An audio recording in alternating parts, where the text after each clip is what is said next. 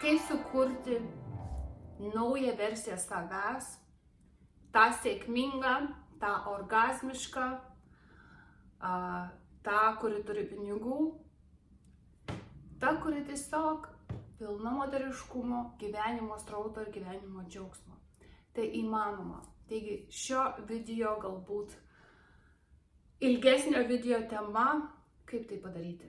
Kaip ateiti į tą naują versiją savęs. Pirmiausia, kodėl šitą temą noriu kalbėti, tai moteris ateina į kursus pas mane, daugiau susijusius seksualumo tema. Kaip tapti orgazmiška. Kad tapti orgazmiška, mes turim išmokti kaip, mes turim paleisti traumas, mes turim paleisti netarnaujančius mum nuostatas, identifikacijas, kurios buvo primestos.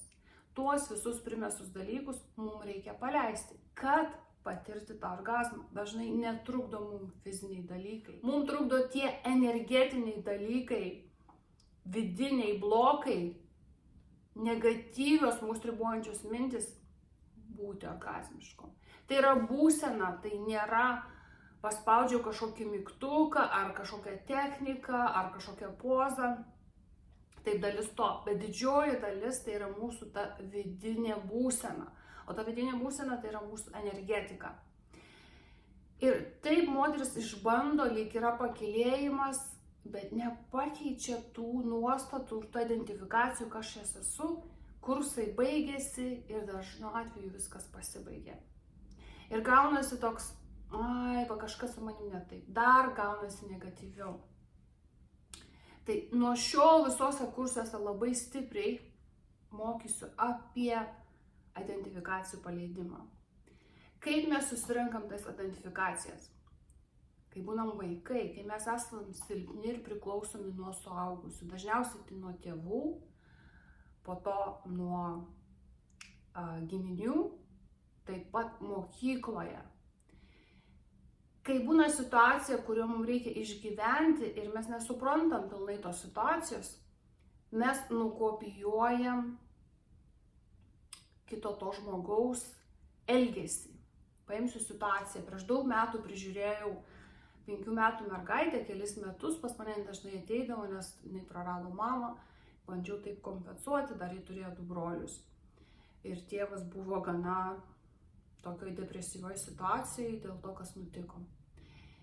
Ir pas mane būdavo visada labai smagu. Ne mano vaikas, ritualai buvo apie ją pramogos, mokytis plaukti, slidinėti, visokių veiklų. Namuose, kaip jinai sakė, būdavo, tėvas depresijai, rūpesčiai, rūpintis mažu berniuku ir didesniu taip pat broliu. Ir ta nuotaika galbūt tokia depresyvi, jie daugiau žiūrėdavo televizoriaus. Ir mergaitė man vieną dieną sako, aš nebūsiu kaip mano tėvas, aš netekėsiu. Ir aš tada klausiu, kodėl, ta prasme, koks tas supratimas, kas čia vyksta. Aš dar tų identifikacijų proceso net nežinau, nesupratau. Sako, aš būsiu kaip tu, aš turėsiu 2 katinus. Tuo metu iš prieglaudos turėjau 2 katinus. Ji asocijavo vedybas, nes tai buvo mirtis, buvo mama po gimdymo numirė. Jin suprato, kad vedybos tai yra skausmas, o turėti 2 katinus, nes vis tiek kažką gal turėti reikia, yra pramogos, mes laisvi, mes galime eiti ir daryti. Tai aš ją iki galo klausinėjau ir jinai tą supratimą gavo, kad tai nėra dėl to, kad katinai ir čia tokia tiesiog situacija, mes su juo pasikalbėjom. Bet taip gyvenime labai dažnai mums įvyksta, kada tuos senus nuostatas, tos identifikacijas, susitapatinimus su kažkokio kito žmogum nesąmoningai mes, būdami 40, 30, 50, dar nešiojam ir nesuprantam, kad ten yra įprogramuoti tie seni supratimai, tos senos nuostatos ir toliau tai darom. Tai jeigu paimsim apie seksą, apie intimumą, moteris negali leisti savo būti orgazmiška, nes tos nuostatos neleidžia.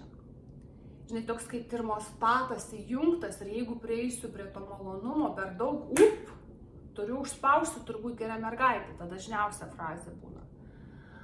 Ir kūnas susispaudžia, viskas susispaudžia, nes tas termostatas. Ateinam į kursą ir bandom žaisti, bandom savo leisti, va čia kertinis žodis leisti, mes negalim leisti, nes tos nuostatos trukdo. Bet kai mes darom mokymus, einam per sistemingą klausimų seriją, kad pamatyti, kam priklauso šitos nuostatos, šitos identifikacijos. Arba jeigu patiriam fizinį skausmą, sakykime, kai mylimės, kam priklauso tas fizinis skausmas, gal net ne man. Ir kai paleidžiam, tada atsiveria galimybė, vieta, erdvė, energija tam orgazmui. Taip pat ir gyvenime, kaip darom vieną, taip darom viską. Lygiai tas pats su situacijom taip pat. Atrodo, daužom galvą į sieną ir bandom ir taip ir anaip, ir mes niekaip negalim kitaip turėti kitokio rezultato, nes ta nuostata yra tiek tas termostatas ir mums neleidžia niekaip. Kaip loterijoje laimėję pinigai, žmonės statistika atlikta, kad jie ištaško tos pinigus ir sugrįžta į tą pačią situaciją, nes jų termostatas pinigų nustatytas yra ten. O tai yra tos nuostatos, kurios buvo įdiegtos kažkada anksčiau ir mes gyvenam pagal tos nuostatas. Mes esam tiesiog kompiuteriai su emocijom ir jausmais. Ką įsidedam, ką įsiprogramuojam, tą ir atliekam. Tai jeigu aš identifikuoju save kaip auką, vargšę, negali patirti orgazmo, neturi pinigų, nesugeba uždirbti, tai mano veiksmai tokie ir bus, kad tą padaryti, kad tą pasiekti, ar ne, tą rezultatą, tas termostatas. Ir per seksualią energiją labai ypatingai spaudžiasi, nes galim daryti tai proto lygia, bet jeigu mes įjungiam daugiau energijos, emocijos, tie pokyčiai yra stipresni ir galingesni. Jie išlenda, tada jie mums pasimato kūne, mūsų energiją ir mes galim tada sąmoningai tuos pakeisti. Tai va, tai yra reikalinga kaip ir mirtis to seno žmogaus tavęs versijos, kad sukurti tą savo naują versiją. Kad sukurti savo tą naują versiją. Tai yra, turi mirti, kad gimti vėl iš naujo. Turi mirti tavo susitapatymai ir nuostatos, kad tu galėtum suinstaliuoti, sudėti naujus. Ir tos naujos nuostatos turi būti tos sąmoningai nustatytos ir supratimas turi būti labai specifinis, labai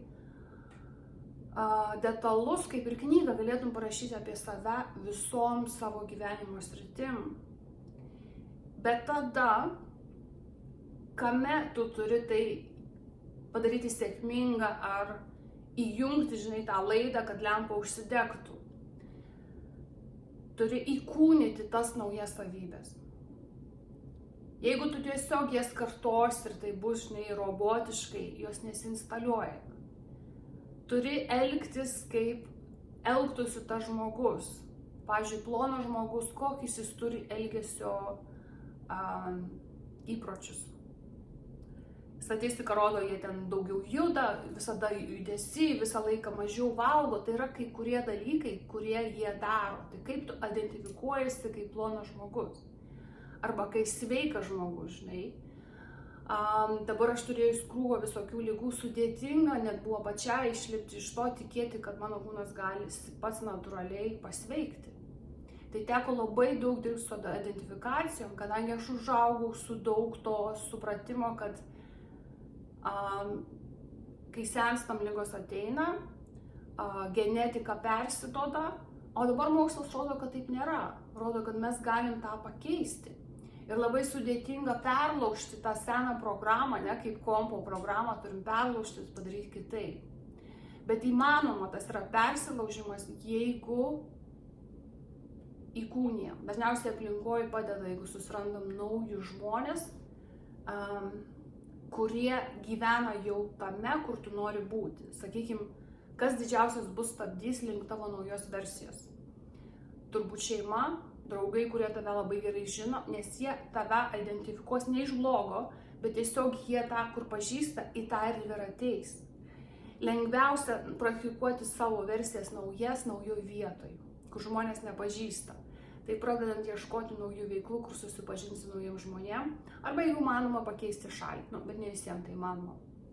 Tada atvažiuoji į tą naują vietą ir tu gali pristatyti save, kokią tik nori.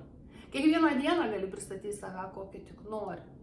Labai prisirišam prie tų mūsų senų supratimų, taip turi būti ir taip jau buvo ir ginam. Bet jeigu paleidžiam, suprantam, kad tas paleidimas duoda mums šansą į naują variantą, į gal didesnį, optimalesnį, geresnį.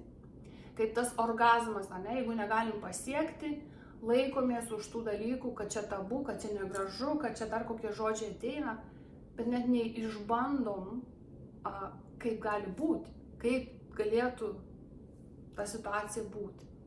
Ypatingai mes Rytų Europoje, netgi Lietuvoje, net tą skausmą laikom, praktikuojam skausmą vietoj to, kad paleidimą, malonumą, neužlaikymą, nes suprantama kodėl. Buvo daug karų, buvo daug badų, mums tai perduota ir tai yra išmokyta. Tai natūralu ir čia nereikia save kritikuoti.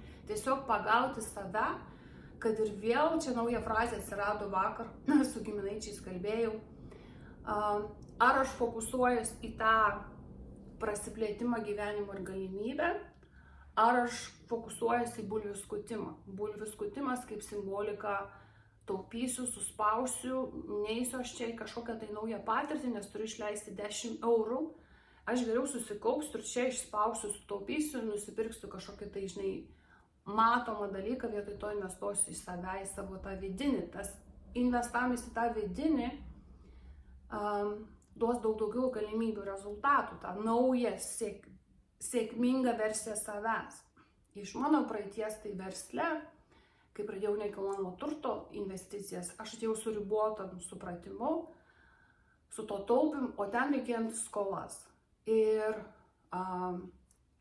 skolą sunku buvo persilaužti tave, kad tu gali uždirbti ir taip toliau, ir taip toliau. Čia buvo prieš daug metų. Tai kas mano tas naujas identifikacijas suinstaliavo, tai visi tie coacheriai. Toj aplinkoje būdama nusibrėžiau tokį wow, crazy, kaip sakyti, rezultatą ir aš jį pasiekiau per metus. Bet teko ne vieną agentą išmest, su kai kuriais žmonėms nebebendrauti, su draugais netgi, nes jie bandė suinstaliuoti tą mažesnį aš nuostatas, tas vertybės, tos dalykus, kad neįmanoma. Man reikėjo to atsisakyti ir eiti su tai žmonėm, kurie buvo ten aukščiau. Ir tai tikrai padėjo patempę. Aišku, mes turim tai daryti ir visoj aplinkoje. Sakykime, jeigu paimsim seksualumą, moteris viena ėmė kursą ir sako, ką tu manai apie šitą kursą, ten buvo įkūnijimas jausmingumo. Sako, čia nesąmonė. Jinai nepatikėjo, jinai atėjo pati išbandė ir suprato pati, kaip yra. Tai draugė liko ten, bet jinai galėjo duoti tai draugiai nusitemti į tą žemesnį į savęs. Tai yra tų sudėtingumų, kur aplinka mums neleidžia, kad numirtų tos senos mūsų tos dalis savybių, tų buvimo, nes jie supranta tai. Ir dažnai būna, kai mes pradedam augti, žmonės aplinkui pradeda jaustis nepatogiai. Nes mums visiems patogu, kad mūsų aplinkoje kažkokiais lygiai ir kažkas pradeda augti, mums kyla, klausinėti, turiu kvestionuoti, tai gal aš kažką netaip darau, gal aš nepakankama, gal aš turiu kažkur pasistengti. Tai toks sudėtingas santykis pasidarė, tai reikia tiesiog nebijoti ir kai jau tavo nauja versija bus suformuota, pastatyta, žmonės tave priima. Tiesiog tam procese gali įvykti toks kaip stabdys, gal net ir nespecialiai, bet tiesiog tai yra gyvenimo tokia norma. O jeigu sugrįšim prie seksualumo temos, kai tie senieji nuostatai, susitapatinimai būna paleidžiami, moteris atranda visai kitokią versiją seksualumo prasme savęs. Įsijungia srautas energijos, būna moteris pradeda dainuoti, moteris pradeda šokti, kvatoti iš jo, atsiveria dalys tos, kurios buvo visada užspaustos. Tai ta nuostatos keitimas gali įvykti per 30 sekundžių tas pokytis. Tai yra nuostabu stebėti. Anksčiau tas procesas būdavo visas klausimynas, man reikia daryti. Dabar, žiūrėk, kažką tai sakau vaikui ir girdžiu, čia mano balsas ar čia mano mamos? Aha, mamos, aš jau nebenoriu taip daryti, situacija kitokia, noriu kitaip. Aha, kaip aš galėčiau, tai vidury to tokio, vos ne, žingsnio aš save pagaunu, kad galbūt galėčiau elgtis kitaip. Arba, kai suprantu, kad yra, bet ne, aš taip noriu elgtis. Antiek mes esam instaliuoti. Tai kai girdi tą savo vidinį balsą, ar jisai tavo, ar kažko kitos aplinkos. Žinai, kai kas viduj, tas pokalbis, vidinis pokalbis, tas ir padaro mus sėkmingas arba ne. Tai vidinis pokalbis koks? Ar jisai yra tave žeminantis, aš čia nepakankama, aš to negaliu, aš esu stora, aš ten negaliu eiti, aš kaip per sena, aš jau tokių dalykų nebegaliu daryti. Man nepasiseks, nes man niekada nepasisekė, aš nelaimėjau loterijos, nes niekada nelaimėjau. Kieno tai yra, kai pastebim. Net jeigu galvoji, kad yra tavo, okei, bet jie yra man netarnaujantis. Tai tą nuostatą paleidžiu, kartais būna, kad ta nuostata mano. Nepriklauso kitam nieko. Paleidžiu ir galimybė yra užpildyti tą naują. Įkūnijimas tai buvimas tos naujos su visa savo esybė, su savo energetika. Ir seksualioj srityje tai lengva dirbti, kadangi yra įjungimas tos energijos mūsų seksualios. Kai jungiam tą energiją, mes vibruojam tą kitą vibraciją. Ir dirbant su tą energija, mes greičiau įsisavinam į galvą, į savo ląsteles, kad dabar aš čia nauja ta versija. Kaip vienas mokytojas sakydavo, žinai, jeigu tu bijai iniciatyvos imti lovoje kaip moteris, tiesiog sulaužyk šitą nuostatą, šitą supratimą ir daryk atbulai, nustebink save. Mums apsisukti dažniausiai sudėtinga yra, aš taip 10 metų elgiausi ir dabar takš turiu apsisukti, mums reikia kažkos dažniausiai įtakos iš aplinkos, pamatyti kažkur kitur, pajausti tą kitą patirtį, tada mums lengviau nukopijuoti. Taip imti, sakyti, einam ir apsisukti ant kulno yra sudėtinga, bet yra įmanoma, jeigu savo pasakom, tiesiog aš tai išbandysiu ir būsiu tą tyrinėtoja. Ir pabandžius vieną kartą supranti, kad nėra taip sunku, kad yra visai okei, žinai, kai pirmą kartą būna pasakyti kažkam, tu tai nesi-el, pavyzdžiui, sudėtinga yra konfrontuoti konfliktą. Iki šiol man kartais būna sudėtinga.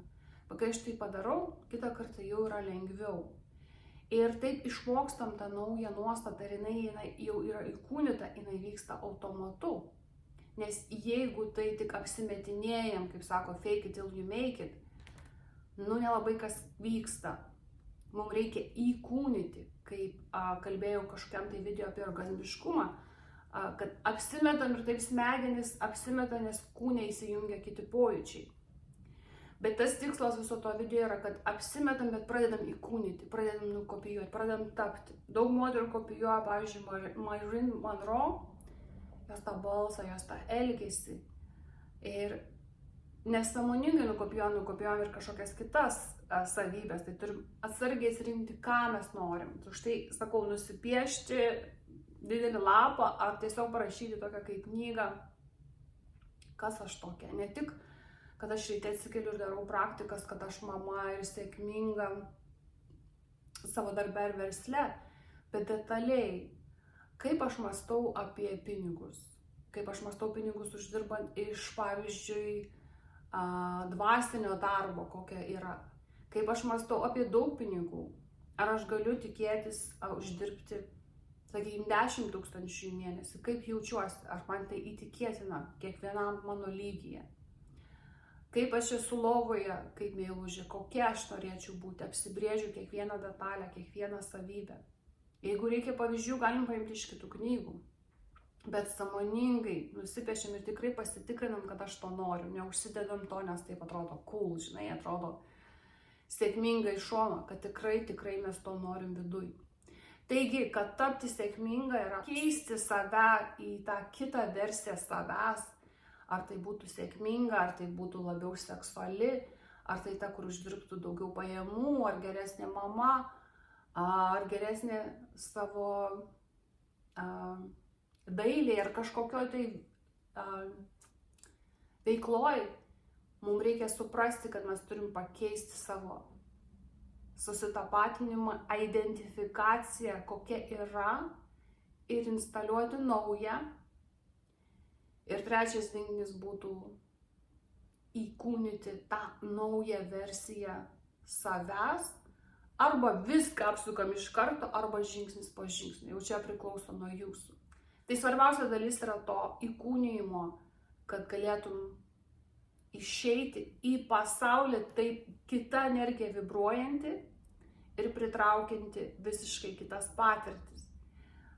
Net vakar kalbėjau su giminaičiu, sako, buvau Lietuvoje po labai daug metų ir turėjau absoliučiai kitą patirtį, bet žinau, kad jo gyvenime buvo keli metai visai kitokių dalykų, kitokių patirčių energijų, ir jis atvažiavo visai kitokios versijos.